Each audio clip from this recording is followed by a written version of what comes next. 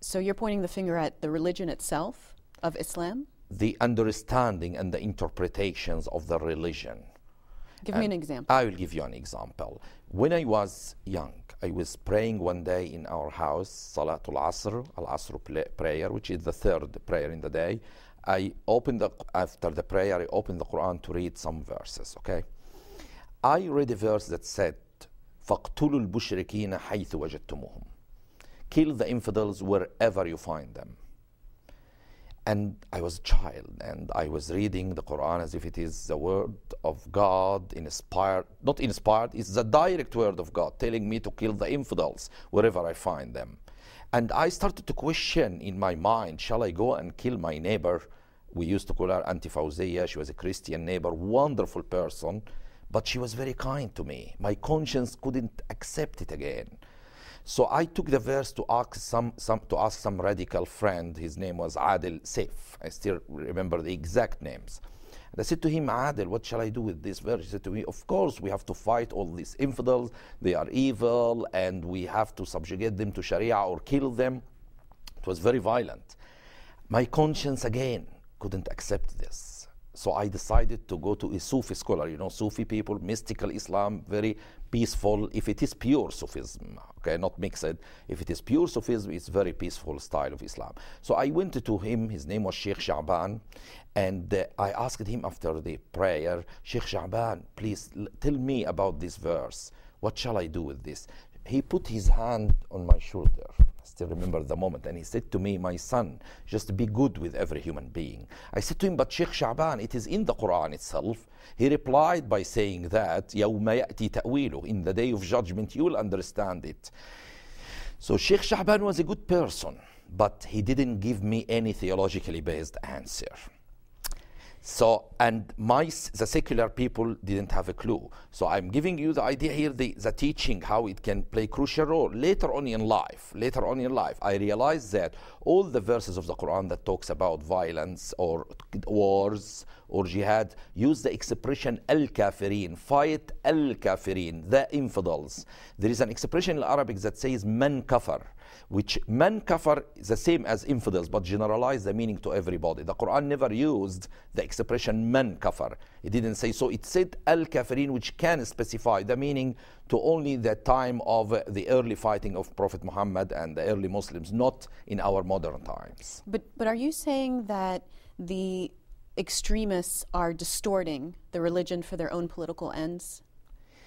I can say there is an element of violence not only in the extremists, but in the mainstream teaching itself. So when you open a mainstream book, you will have the element of violence clear in killing the apostate, beating women, calling Jews pigs and monkeys, and many other violent things. So I can see... And all that is in the Quran itself? It's traditionally part was taken from the Quran, part from the Sunnah or Hadith of Prophet Muhammad, and part from the jurisprudence. So it's mix of things here, and sometimes the interpretations themselves. So like for example, concept of Dar al-Harb and Dar al-Salam, or the area of war and area of peace, the concept is not used as terminology in the Quran itself, but it's used in the jurisprudence. So there is element of violence there, and they took it and they actually made it very barbaric. Like the concept of jihad was at nation level. The extremists are not changing it from a peaceful concept to a violent one. The concept in the mainstream teaching is violent, but they changed it to make it barbaric. They make it at personal and individual level. But let me just clarify this point, because it's vital.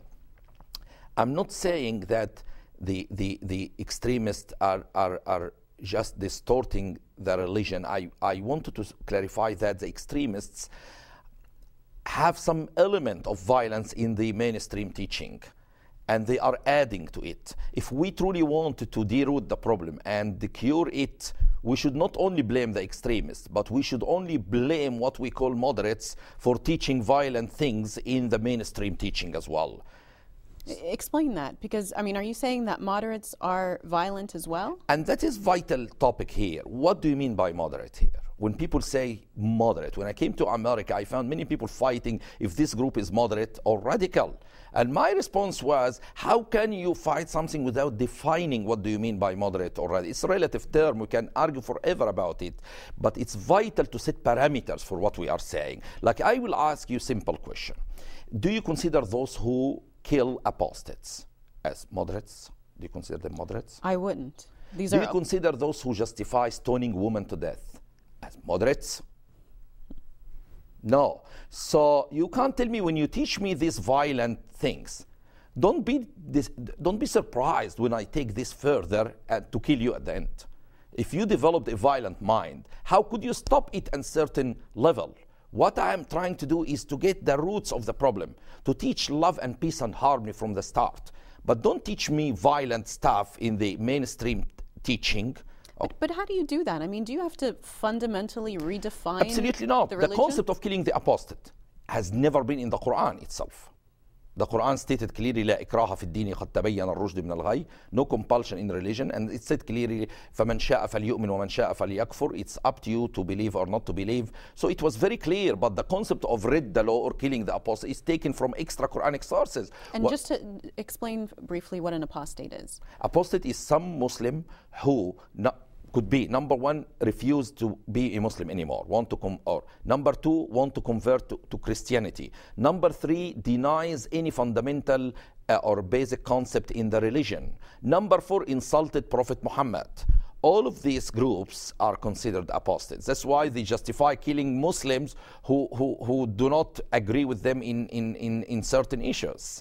And they justify killing them based on this. So you don't expect teaching a child that he should go kill someone because he wants to convert from Islam to another religion, and then be surprised that this person or this young child one day comes to kill you because of your religious beliefs.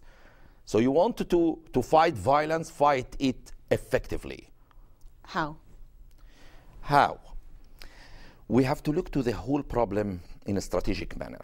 When you see the phenomena of radical Islam, it goes from the teaching of violent ideology through using certain brainwashing tactics to increase in the hijab phenomena, to distorting the hijab is the head cover for Muslim women, to distorting the image of the US in the eyes of Muslims, to creation of what can we call passive terrorists who do not do terrorism but sympathize with the active terrorists by being silent.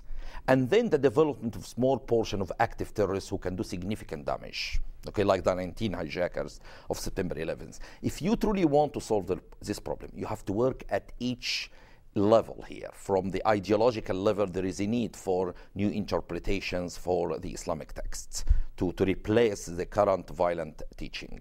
Number two, to replace the educational systems for religion with an educational system that encourage critical thinking and promote using the conscience rather than suppressing it. Number three, you have to fight the brainwashing tactics, which is like hatred, suppression of conscience. There are certain ways to do this. Sometimes you may need some intelligence operations to make the terrorists and the radicals feel defeated. Sometimes you need to weaken the hijab phenomena. So integration of different tactics together can bring a real solution at the end, but none of them by itself, none of these tactics by itself can end the problem. You have to integrate all of them. I want to ask you about the role U.S. foreign policy plays in inflaming the Islamic world. There's, of course, the U.S. support of Israel. There's the Iraq war, the invasion of a Muslim country. What role does that play? I can say the exact role is it's used by the leaders of radical groups to create more hatred to America, to the West, and encourage them probably to do more terror attacks against them. So it's used by them, but it's not a correct cause for or the true cause for the problem. Like, you can't explain by the American foreign policy why the Islamists killed their fellow Muslims in Algeria. 150,000 Muslims were killed in Algeria by the hands of other Muslims. So you can't tell me this is because of the American foreign policy. Muslims are killing their fellow Muslims, or Muslims are killing